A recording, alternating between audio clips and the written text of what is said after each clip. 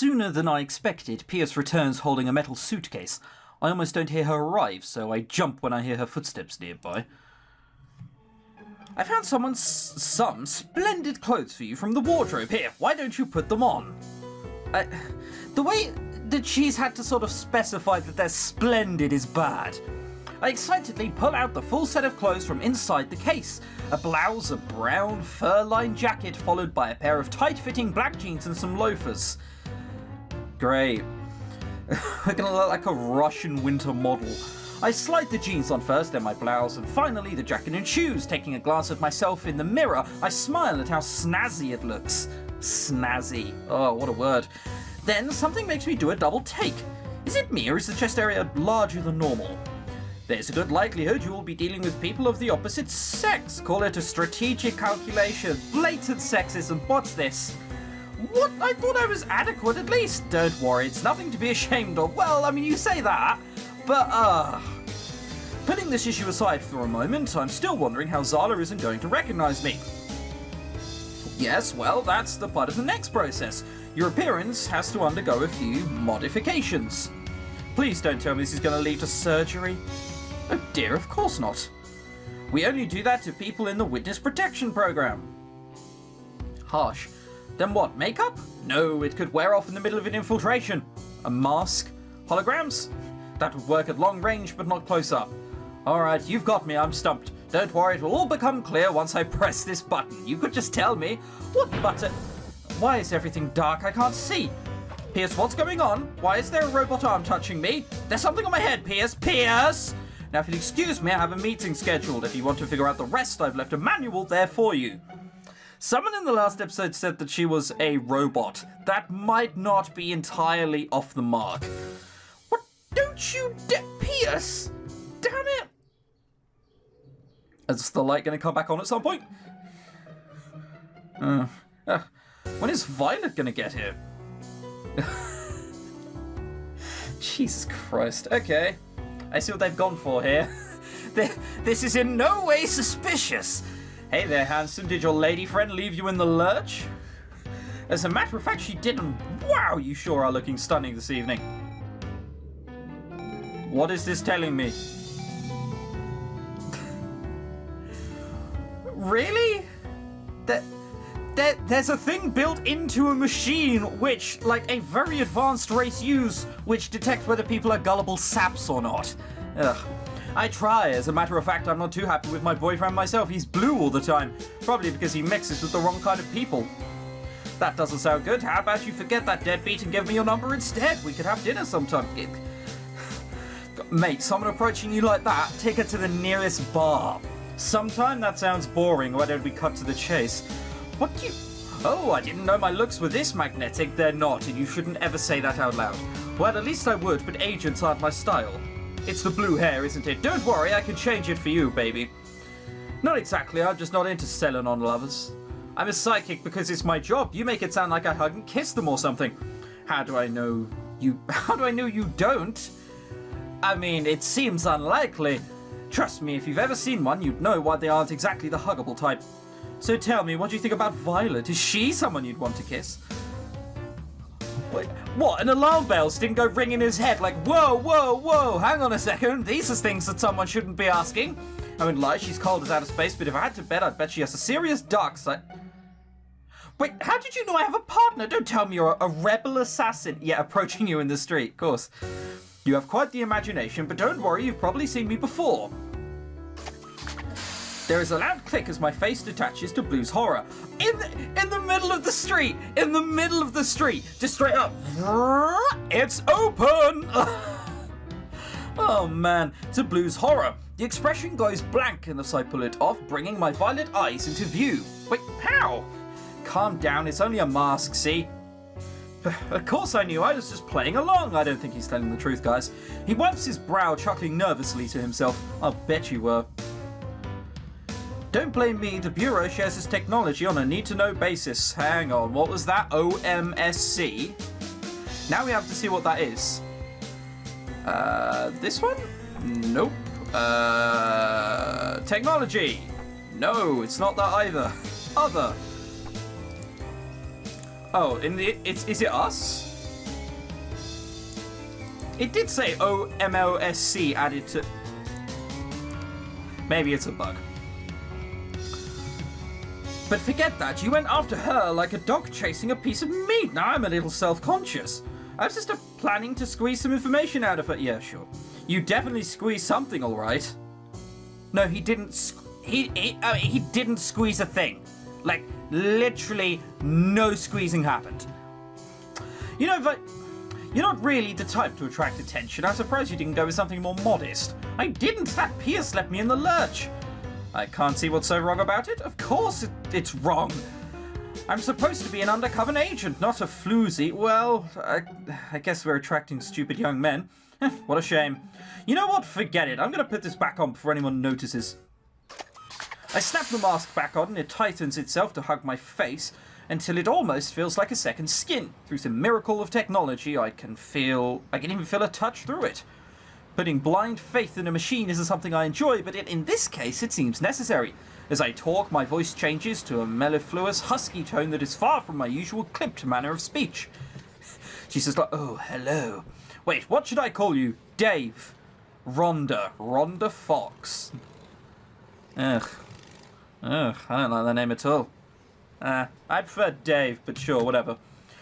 In all seriousness, Rhonda, I'm not wild about the thought of you going deep undercover like this. Me neither. It's part of my job, Blue. I'm doing what I have to do, same as you. I know that. I'm just saying that I'm concerned about your well-being. Sure. I'm flustered by Blue's words and I trail off, looking out into the street instead of at Blue. Yeah, it can't be because he's your partner or anything. You don't have to worry about me.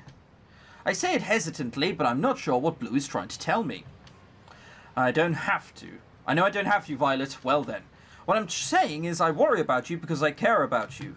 Oh, yeah. Sorry. I feel embarrassed. I wish I could sense what Blue was thinking, but I can't, thanks to his psionic inhibitor that Piers gave me.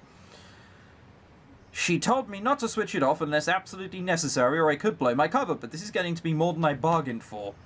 Don't apologize. I'm used to your stubbornness. In fact, it's one of the things I liked about you.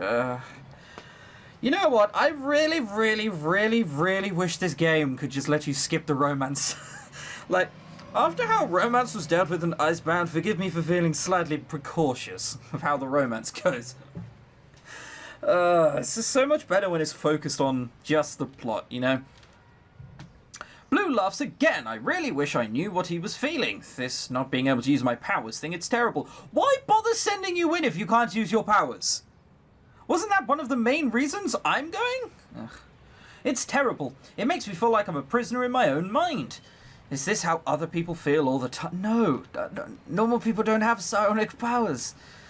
Is this how the Selenon think all humans are? I'm really different from most people. I didn't think I could live this way. I look back over at Blue, trying to lessen some of the loneliness that has hit me like a concrete wall. Blue doesn't seem to notice my internal struggle and instead flips open a folder that he's been holding and points to a picture. Okay, so the target is this place called Bolt's Auto. It's a repair garage inside the dome, and despite its boring name, we've been tracking some rebel activity there recently. So what, I'm just gonna walk in and be like, hey, I heard the rebels need their nuts tightening. Does Zala have a contact working there? Blue reads the page quickly and then summarizes. It's either that or someone working there knows someone working for Zala and can get in touch with the cell. It looks like we're fairly sure that one of her people actually works there, although we've been unable to get a positive ID on whom. Here are a couple things you might need: information on Zala's cell and some of the strange goings on of the past few weeks. Blue hands me the folder with several sheets of information on it. So I'm just going to walk in with this, am I? Hi guys, have you heard of a Zala? Thanks, Blue.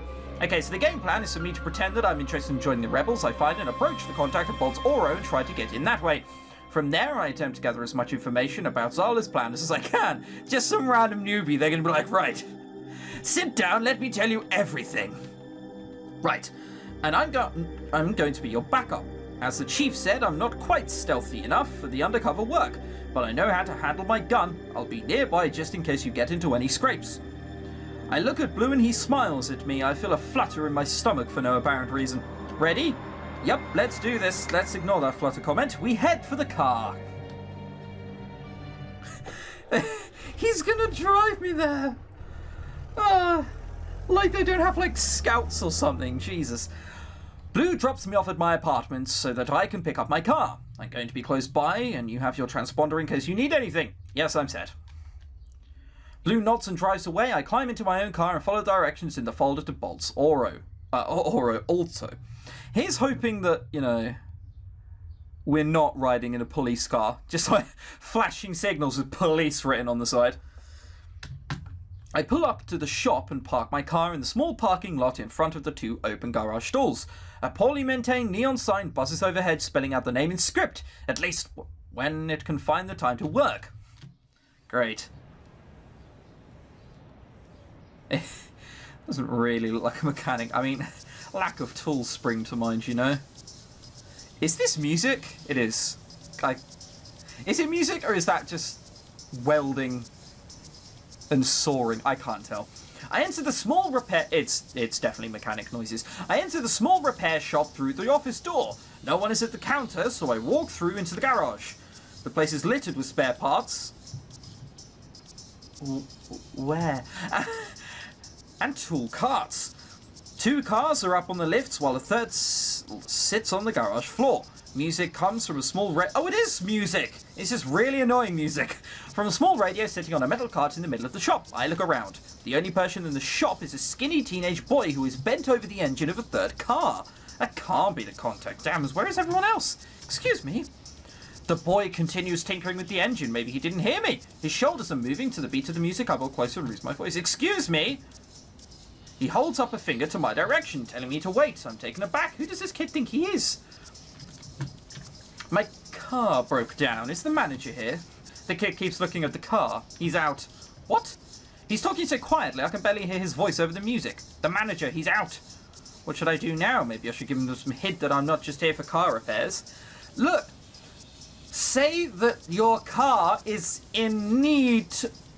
Your car is being rebellious at the moment. Well, I'm looking for something special. I have a flat and there's a particular brand of tyre that I want. I think it's called New Moon. I wince internally at how stupid that sounded, but he finally looks up at me. Oh, New Moon tyres. Yes, something wrong?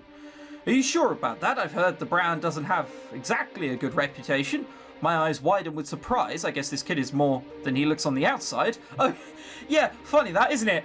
In fact, he may even be the contact I'm looking for. Oh, I'm sure. In fact, I was hoping you might be able to teach me a thing or two about changing them myself. Being a mechanic isn't something you should take lightly. You have to be prepared for sacrifice. Alright, maybe he's just a little bitter.